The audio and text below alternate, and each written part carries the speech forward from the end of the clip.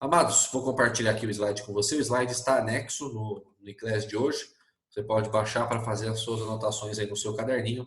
Segunda lei da termodinâmica, tá? Vimos que a primeira lei da termodinâmica é uma extensão do princípio de conservação de energia, né? Variação de energia interna ΔU igual ao calor Q menos o trabalho. E agora, pessoal, eu costumo chamar a segunda lei da termodinâmica de lei do bom senso divino, ou dependendo da sua cosmovisão de mundo, pelo menos a lei do bom senso da natureza, tá? Isso com certeza.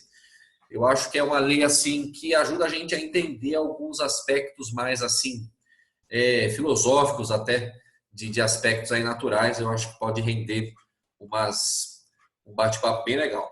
Quando eu estava passando esse conteúdo agora para o segundo ano, a gente teve a oportunidade, juntamente com o William, lá de filosofia, a gente fazer um debate sobre aspectos baseados nas leis da termodinâmica que corroborem teorias evolucionistas e teorias criacionistas.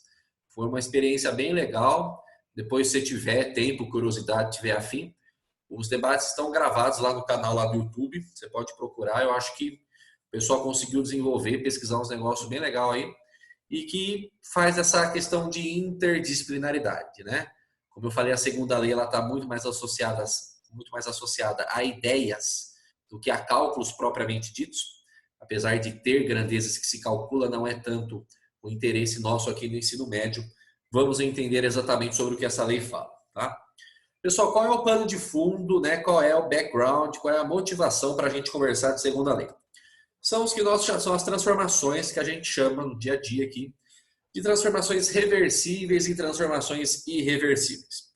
Você já aprendeu ano passado em Química e talvez já tenha revisado agora no segundo trimestre ou está para revisar aquela parte gloriosa lá do equilíbrio químico. Lembra disso? Reagente transforma em produto, produto transforma em reagente na mesma velocidade. Aí você calcula a constante de equilíbrio, que tem a ver com concentração, tem a ver com pressão. Aí entra um monte de pataquada lá. Lembra dessa ideia?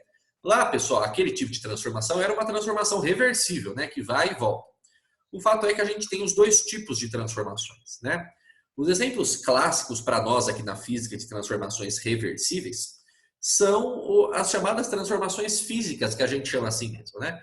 Porque não existe mudança na composição química dos materiais, diferente de uma reação química, que você já aprendeu, né?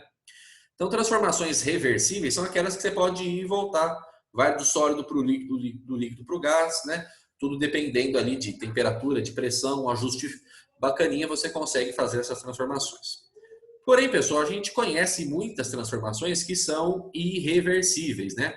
E esta tragédia familiar aí na família dos ovinhos é um exemplo de transformação irreversível. É um caminho sem volta, né?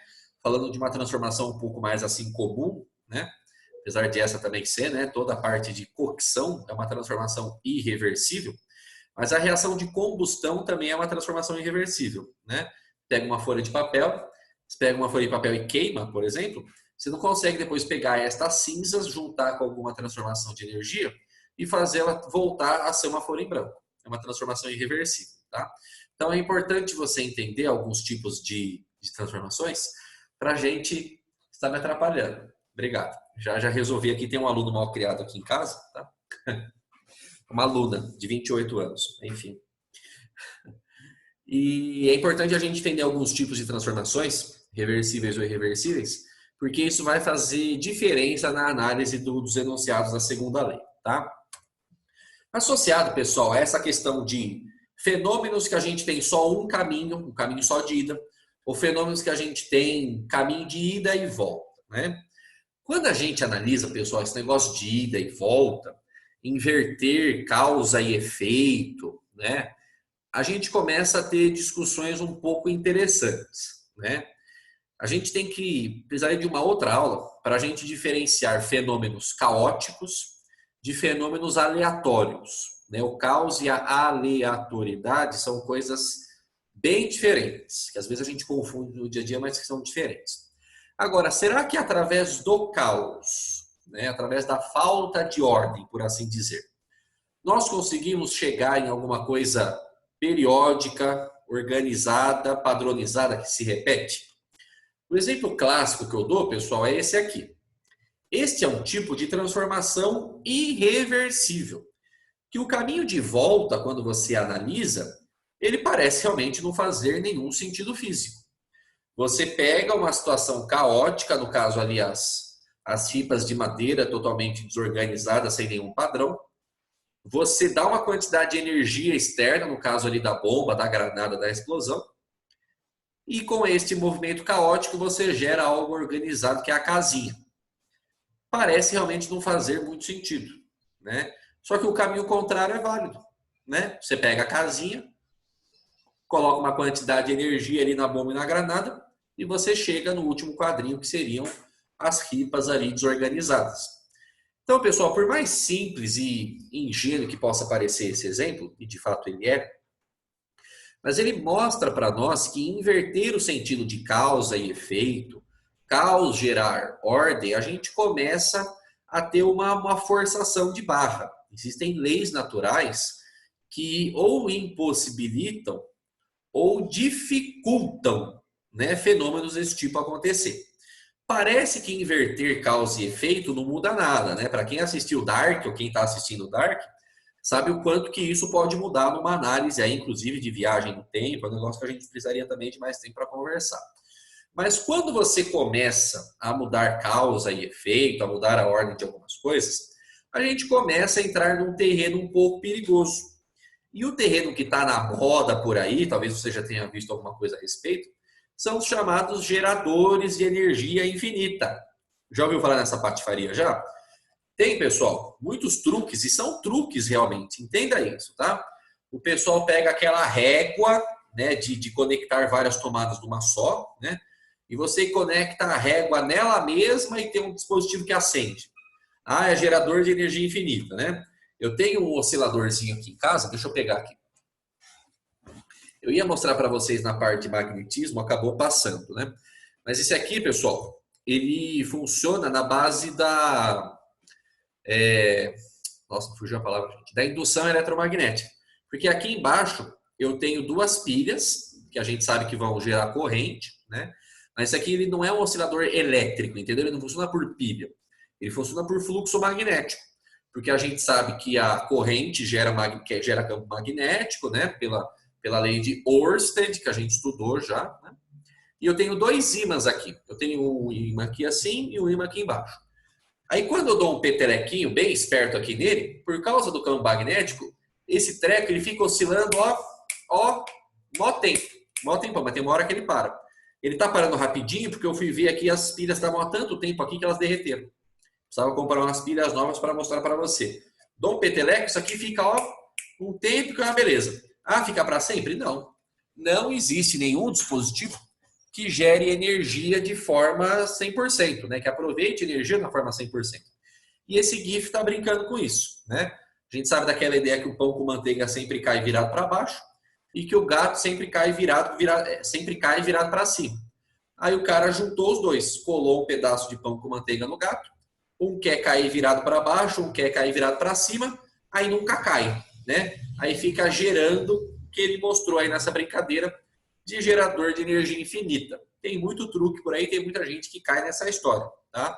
A segunda lei da termodinâmica vem para desmistificar qualquer fenômeno, qualquer situação física, química ou biológica natural que aproveite 100% da energia disponível. Isto é impossível, tá? Por quê? Porque existe uma grandeza associada a esta pataquada na natureza, que é a entropia, pessoal. A entropia, ela é a senhora do bom senso, tá? Ela é o carro-chefe da segunda lei da termodinâmica, tá? A gente chama a entropia carinhosamente na termodinâmica de S, e a entropia, pessoal, é uma grandeza que não é necessariamente, né, o grau de desordem de um sistema, mas ela está associada a isso. Da mesma forma que a temperatura não é exatamente o grau de agitação de moléculas, mas ela está relacionada a isso, a gente já estudou. A entropia não é o grau de desordem do sistema, ela está associada. A gente pode calcular a entropia, não faz muito sentido para nós hoje aqui no ensino médio calcular a entropia, tá? Mas quem tem curiosidade aí de pesquisar algumas coisas relacionadas, A entropia ela tem unidade de Joule dividido por Kelvin, tá? Ela é uma quantidade de calor dividido por uma temperatura absoluta, tá? Para nós aqui nível ensino médio, é mais fácil a gente definir a entropia como sendo uma medida da quantidade de energia que permanece útil para ser utilizada no sistema. Das três energias, pessoal, que nós estudamos na primeira lei, energia interna, trabalho e calor, isso é muito importante você entender. Todo dispositivo, toda máquina, seja ela uma alavanca ou um supercomputador, a energia útil que este sistema aproveita para realizar o que ele quer é sempre o trabalho. Trabalho é a energia útil que o sistema vai aproveitar para realizar o que ele quer fazer, seja qual tipo de máquina a gente estiver falando. Então, a entropia, pessoal, ela vai medir, ela vai associar quanto de energia permanece sendo utilizada no sistema. Como assim, professor? Vamos supor que você forneça uma quantidade de energia inicial E para o seu sistema, para a sua máquina, para o seu ventilador, para a sua lâmpada, seja o que for, não importa o que é, tá bom? Esta energia total, pessoal, ela vai ser dividida em duas partes. Eu não estou dizendo que vai ser dividida de forma igual, ok? Mas tem duas formas como essa energia total ela vai ser, digamos assim, desprendida do fenômeno.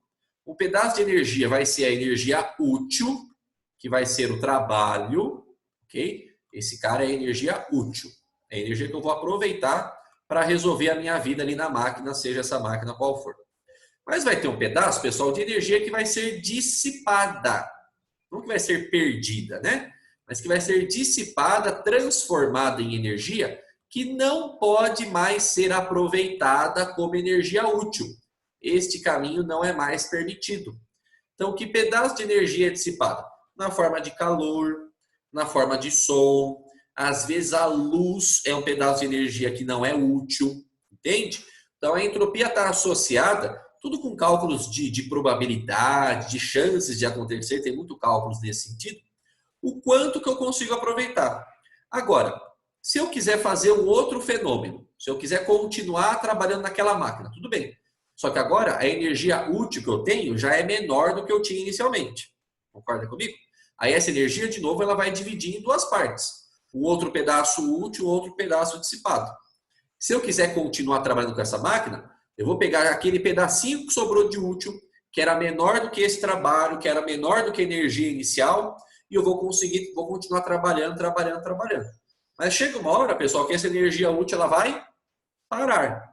É por isso, pessoal, que depois de uma semana, 2 semanas, dependendo aí de quanto se utiliza, você tem que abastecer o carro de novo. Por quê? Porque chega uma hora que a energia útil não dá conta mais do processo físico associado.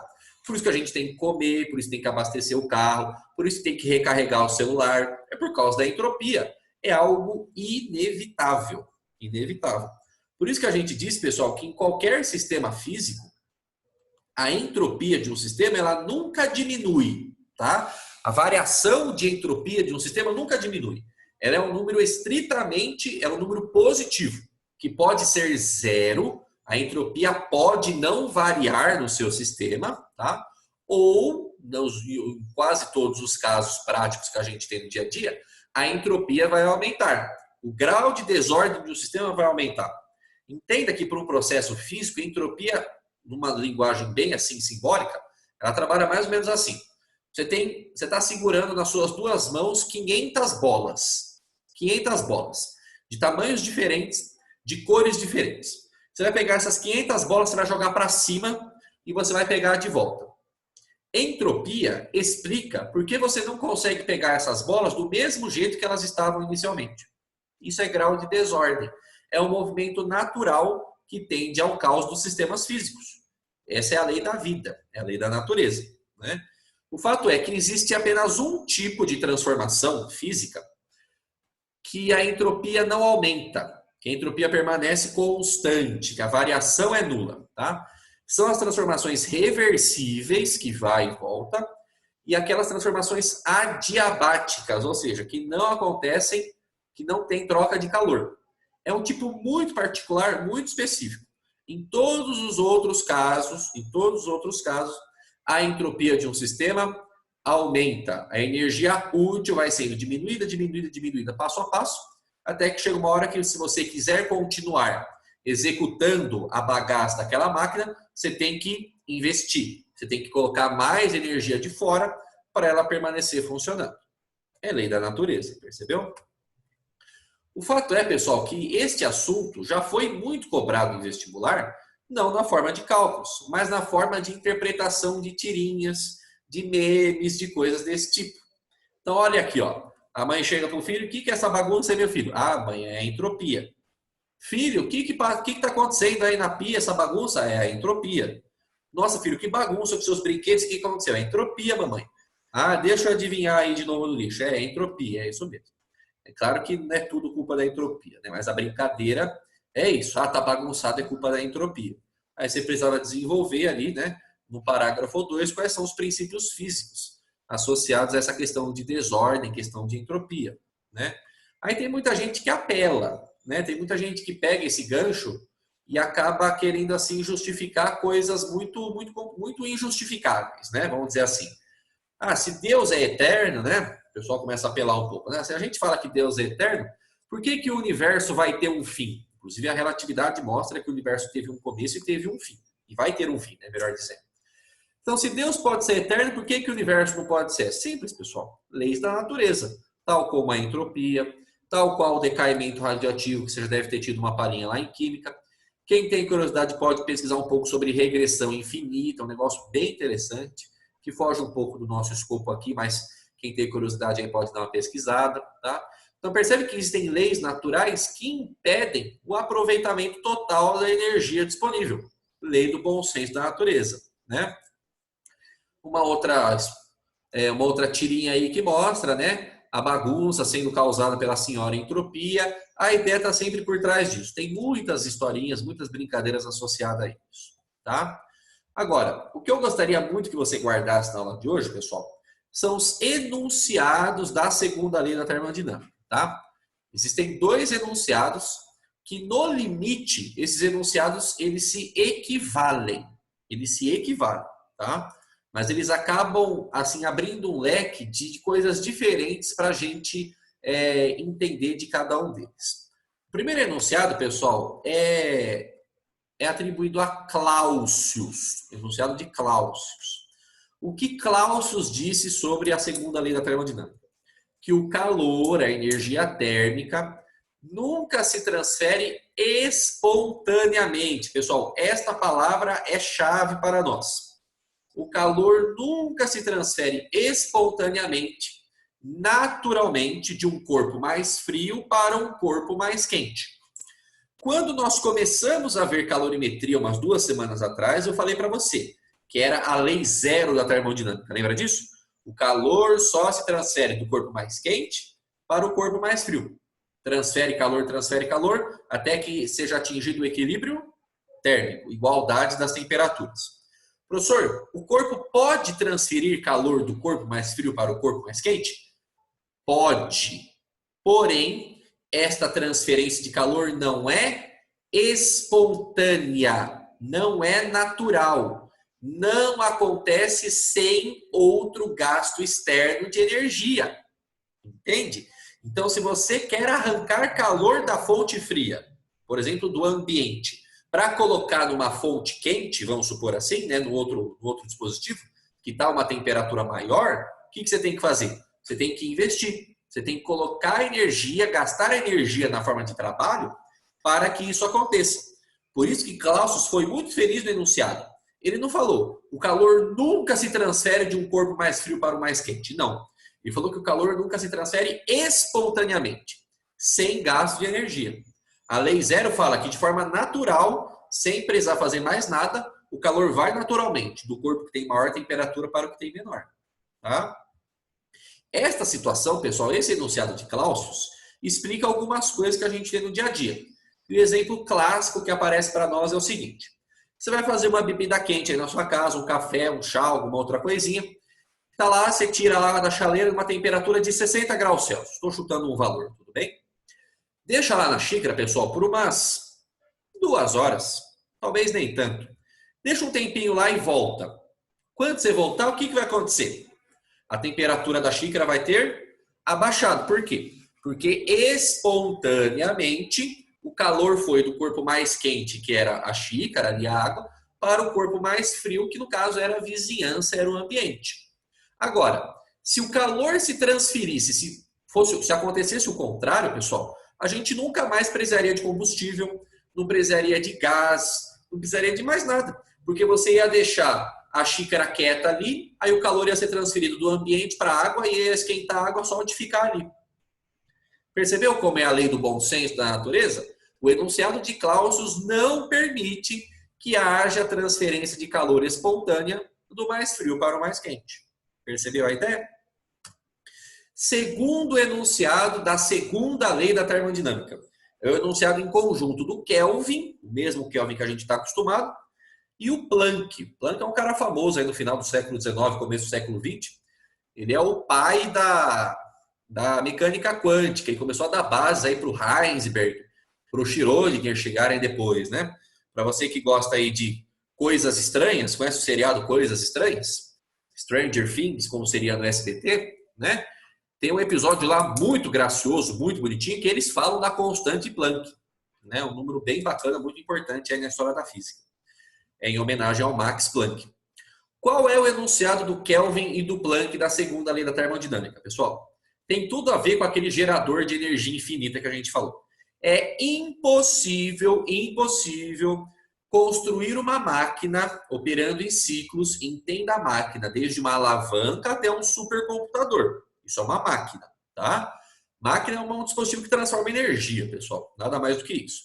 É impossível construir uma máquina que opere em ciclos cujo único efeito seja retirar calor de uma fonte quente, e converter esse calor integralmente em trabalho. E a gente viu que trabalho é energia útil. O que o enunciado está querendo dizer? Que é impossível você aproveitar de forma total, plena, com 100% de rendimento e eficiência, a energia total que é fornecida para você. Você pode ter um rendimento muito alto, mas um pouquinho de energia você perde no seu processo. Esta é a lei do bom senso da natureza. Segundo enunciado da segunda lei da termodinâmica. Então, o que isso implica para nós? Num rendimento, numa eficiência sempre menor do que 100% para qualquer máquina térmica, para qualquer dispositivo prático da natureza. E na segunda aula de hoje, que já está gravadinha lá, você vai assistir depois, a gente estuda o ciclo de Carnot, em homenagem ao Nicolas Sede Carnot, um francês que descobriu essa máquina, esse ciclo com menos de 25 anos, tá? E ele descobriu uma forma de montar uma máquina funcionando com 4 transformações ali termodinâmicas muito específicas, onde você consegue atingir um rendimento máximo, não 100%. Mas não existe nenhuma máquina térmica na natureza que funcione, que tenha um rendimento maior do que a máquina de Carnot. E você vai ver na outra aula como que essa máquina é constituída, quais são os ciclos, quais são as transformações gasosas, melhor dizendo, que montam o ciclo de Carnot. De uma forma muito simplificada, pessoal, toda máquina térmica, todo dispositivo prático natural, acontece funcionando mais ou menos como esse GIF, tá? Ele absorve uma quantidade de calor de uma fonte quente, vamos dizer que é a fonte lá do combustível, é uma caldeira, entendeu? É o gazinho lá, é a chama lá do nosso fogão. Ele vai absorver esse calor. Parte desse calor, pessoal, é transformado em trabalho, em energia útil, seja essa energia útil qual for, dependendo da máquina que você tem. Só que não é toda essa energia que é absorvida e é transformada em trabalho. Um pouquinho, nem que seja um pouquinho, às vezes é um pouquinho, às vezes é um pocão, dessa energia é jogada de volta para o ambiente ou para a fonte fria. Geralmente a fonte fria é o ambiente, né? A vizinhança. Um pouco dessa energia é jogada para lá na forma de calor, né? Pode ser jogada também na forma de som, como a gente comentou, mas a gente acaba na termodinâmica dizendo que essa energia dissipada também vai ser na forma de calor jogado para a fonte fria, tá? Então a conservação de energia, né, está totalmente associada a essas fontes, né, onde a máquina está conectada e a energia útil que ela é transformada. Esse cara vai fazer diferença na aula de máquinas térmicas e ciclo de Carnot, que é a aula que está na sequência para você assistir, tá bom? Deixa eu ver quem me chamou aqui no chat. Professor, é possível criar uma mini fissão ou fusão nuclear para fazer, por exemplo, um combustível de carro? A questão é a seguinte, pessoal. A fissão é um negócio muito complicado, né? Porque vamos olhar pelos nomes, né? Fusão é a junção, né? A junção ali de átomos, né? De núcleos para formar um outro. E a fissão é o contrário, a fissão é a quebra. Você já deve ter assistido, é um filme já relativamente antigo, o Homem-Aranha 2. Sabe o Homem-Aranha 2, que tem o Dr. Octopus, né? É o cara que gruda lá e fica com as garras grudadas, lá tal, parece um polvo humano. No começo do filme, pessoal, o Dr., que é Octavius, depois eles chamam de Octopus para fazer a brincadeira com o polvo, né? Que ele parece um polvo com os braços grudados lá. Ele chega na montagem de um mini-sol, né? O que seria o mini-sol? É uma reação. O Sol tem tanto fissão quanto fusão, né? Mas é uma sequência de reações nucleares controladas, de tal forma que ele teria o controle com uma pequena quantidade ali de um material não radioativo, mas instável, no caso era o trício, né?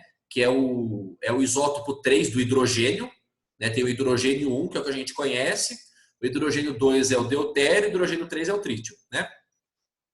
Com esse cara ele conseguiria ali ter uma reação em cadeia.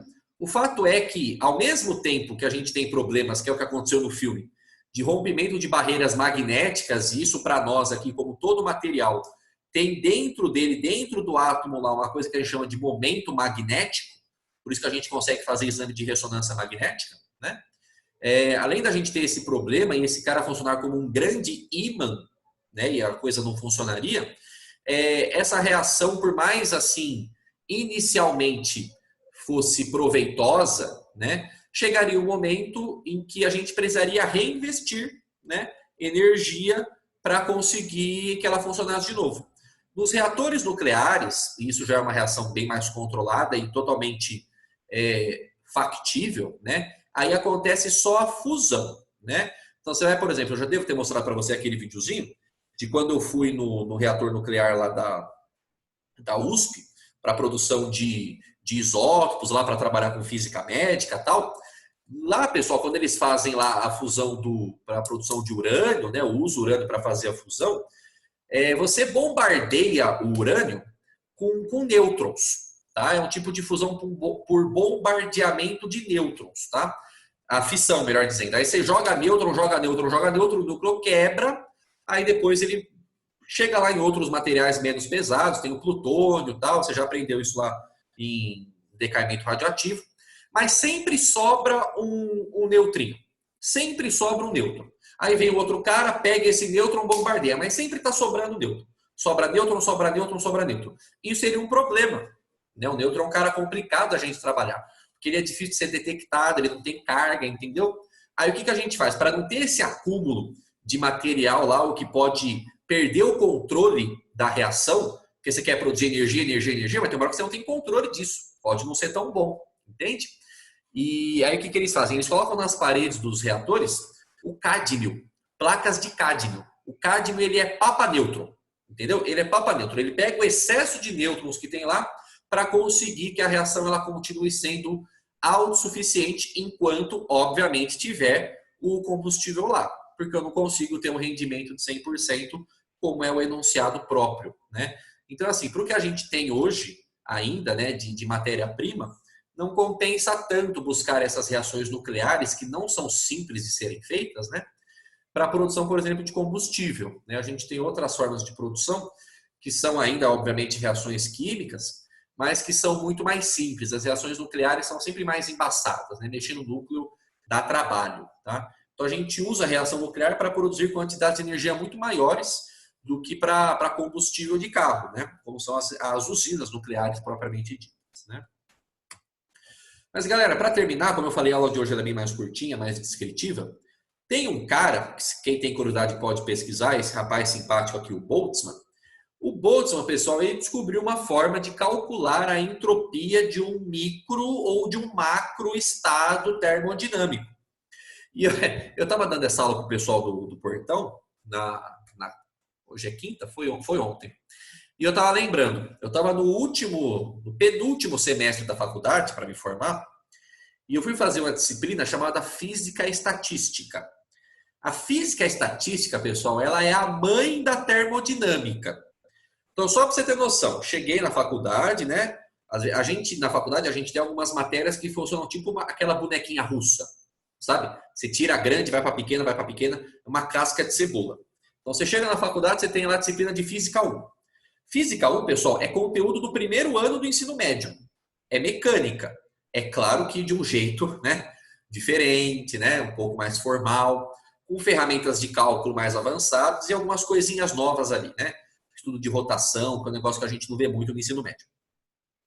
Aí no quinto semestre, a gente tem uma disciplina de mecânica geral. Tem mecânica geral 1 e mecânica geral 2. Que você pega a física 1 e você vê uma física 1 assim de verdade, entendeu? É um negócio ainda mais robusto. Aí, da termodinâmica, segue a mesma ideia. A gente tem a física 2 no segundo semestre, aí lá para sexto, sétimo semestre, você faz termodinâmica. Aí no penúltimo semestre, eu fui fazer a mãe da termodinâmica, que era a mãe da física 2, entendeu? Imagina 6 meses só eu estudando termodinâmica. Aí 6 meses estudando a mãe da termodinâmica, que é a física estatística. Suei sangue para passar. Eu era um professor italiano, tinha acabado de chegar no Brasil, ruinzinho, tadinho, nem falava português, não entendia nada que ele falava. Tive que estudar por conta, o livro era em inglês. O cara ia dar aula de sandália, a gente zoava o cara, coitado, né? Mas, olha, era embaçado. E na física estatística, né, a gente vê uma das equações mais simples, que é essa aqui. A entropia é igual a uma constante, que é a chamada constante de Boltzmann. Essa é uma constante bem presente hoje no dia a dia, eu vou mostrar uma outra situação.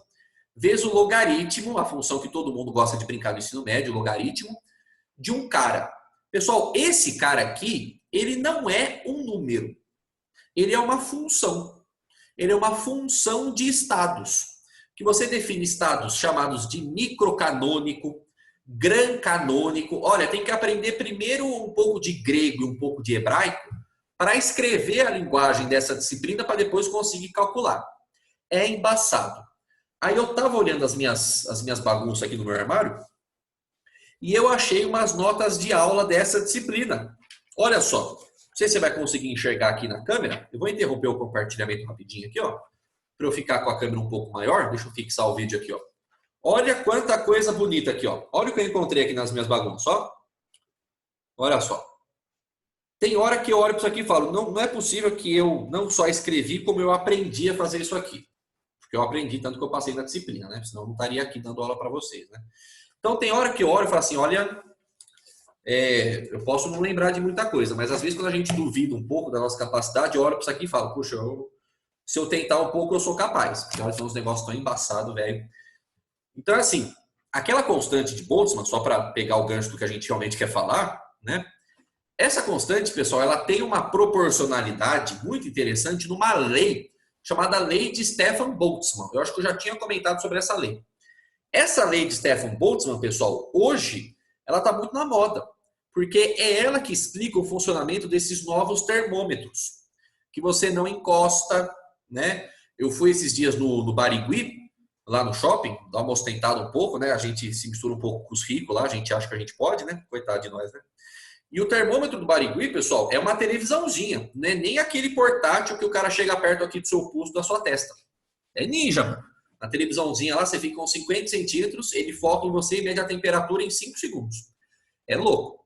Qual que é o princípio físico desses termômetros? É a lei de Stefan Boltzmann, que a temperatura do corpo é proporcional ao comprimento de onda que este corpo emana, que este corpo emite naturalmente por uma explicação do Planck, que é a radiação de corpo negro, que a gente chama, né? O comprimento de onda é proporcional à temperatura elevada a 4. É uma dependência bem diferente que a gente tem aí. Então, por esse princípio da lei de Stefan Boltzmann, tem um pouquinho de outros princípios físicos associados, obviamente, né? Mas essa lei resume muito bem o comportamento natural aí desses termômetros que estão na moda hoje por causa da pandemia, tá? Então tem, mesmo sendo relações distantes, vamos dizer assim, né? A gente consegue buscar umas coisinhas um pouco diferentes, aí um pouquinho mais avançadas de física no nosso dia a dia, porque a gente está aqui para isso, né? Mas, queridos, por hoje é isso então, tá? Hoje foi tranquilo. Então, toda vez que você achar ΔU igual a Q menos tal difícil, lembra disso aqui, tá bom? Até mandaram para mim, nossa, professor, mas a aula de letras não tem nenhum número. É pra você ver, mano, o bagulho é louco, tá? Isso aqui é só metade de um exercício, tá? Então, toda vez que você achar difícil, tenha certeza que o buraco é muito mais embaixo por aí, tá bom? Queridos, finalizando termodinâmica, assista lá as aulinhas de ciclo de Carnot, de máquinas térmicas, tente fazer os exercícios, enroscando em alguma coisa, me dá um toque o quanto antes, para amanhã a gente começar zerados, revisarmos ótica, tá bom? A gente ainda tem ótica e ondulatória, são dois assuntos aí que o Enem gosta muito. A gente, se Deus quiser, vai conseguir revisar isso ainda em novembro, tá bom? Bonitos, bom descanso para vocês, bom feriado prolongado aí, tá bom? Descansem, coloquem as coisinhas em dia. Qualquer coisa, só dá um toque, a gente está por perto, tá bom? Beijinho de luz, fiquem com Deus. Tamo junto. Até mais. Tchau, tchau. Tchau, prof. Tchau, professor. Valeu, galera. Falou. Falou, professor.